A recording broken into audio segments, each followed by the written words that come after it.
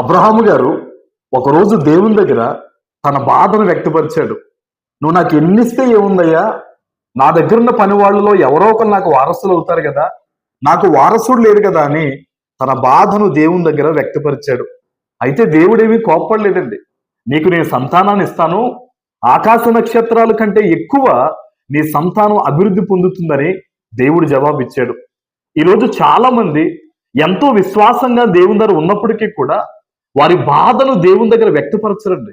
ఈరోజు నువ్వు ఎక్కడి నుంచి మాట వింటున్నా సరే, నీ బాధను దేవునికి చెప్పు.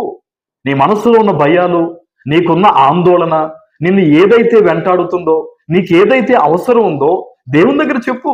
ప్రభువా, నువ్వు తప్ప నాకు ఎవరున్నారు? నాకు నువ్వే కదా సహాయం చేయాలి.